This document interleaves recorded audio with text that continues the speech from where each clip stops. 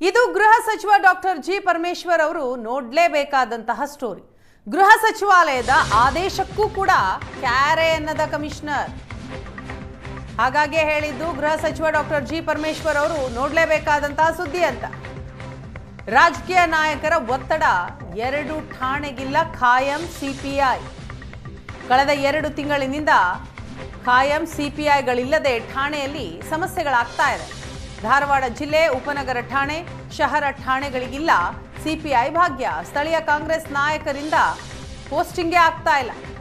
ವರ್ಗಾವಣೆಯಾಗಿ 2 ತಿಂಗಳು ಕಳೆದರೂ ಅಧಿಕಾರ ಮಾತ್ರ ಕಮಿಷನರ್ ನೀಡಿಲ್ಲ. ರಾಜಕೀಯ ಒತ್ತಡಕ್ಕೆ ಏನಾದರೂ ಕಮಿಷನರ್ ಎನ್ ಶಶಿಕುಮಾರ್ ಮಣಿತಿದ್ದಾರಾ? ಈ ಬಗ್ಗೆ ಏಷ್ಯಾನೆಟ್ ಸುವರ್ಣ ನ್ಯೂಸ್ ವರದಿ ಮಾಡಿದೆ. ಆದರೂ ಕೂಡ ಡೋಂಟ್ ಕೇರ್ ಅನ್ನೋ ಮನಸ್ಥಿತಿಯಲ್ಲಿದ್ದಾರೆ. ಅಕ್ಟೋಬರ್ ನವೆಂಬರ್ನಲ್ಲೇ 2 ಠಾಣೆಗೂ ಸಿಪಿಐ ಪೋಸ್ಟಿಂಗ್ ಆಗಿದೆ. ಅಕ್ಟೋಬರ್ 6ಕ್ಕೆ ಶಹರ ಠಾಣೆಗೆ ಸಿಪಿಐ ರಮೇಶ್ ಹೂಗಾರ್ ವರ್ಗಾವಣೆಗೊಂಡ್ರೆ, ನವೆಂಬರ್ 5ಕ್ಕೆ ಉಪನಗರ ಠಾಣೆಗೆ ಸಿಪಿಐ ಸಂಗಮೇಶ್ ದಿಡಗಿನಾಳ ವರ್ಗ ಆಗಿದ್ದಾರೆ. ಗೃಹ ಇಲಾಖೆ ಆದೇಶ ಮಾಡಿದ್ರೂ ಅಧಿಕಾರ ಮಾತ್ರ ವಹಿಸಿಕೊಂಡಿಲ್ಲ. ಅಧಿಕಾರ ವಹಿಸಿಕೊಳ್ಳದಂತೆ ತಡೆ ಹೇರಲಾಗಿದೆ.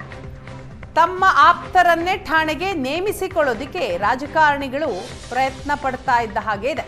ಠಾಣೆಯೂ ಇಲ್ಲದೆ ಬೇರೆ ಕಡೆ ವರ್ಗವೂ ಆಗದೆ ಖಾಲಿ ಕೂತಿದ್ದಾರೆ ಸಿಪಿಐಗಳು. 2 ಠಾಣೆಗೆ ಪ್ರಭಾರಿ ಪಿಐಗಳನ್ನ ನೇಮಿಸಿದ್ದಾರೆ ಕಮಿಷನರ್. ಧಾರವಾಡ ಉಪನಗರ ಠಾಣೆಯಲ್ಲಿ 3 PSI, 1 PI ನೇಮಕ ಬಾಕಿ ಇದೆ. ಪೊಲೀಸ್ ಠಾಣೆಗೆ ಹೋದರೆ ದೂರು ದಾಖಲಿಸೋಕ್ಕೂ PSIಗಳಿಗಿಲ್ಲ. ಅಂತಹ ಪರಿಸ್ಥಿತಿ ಇದೆ.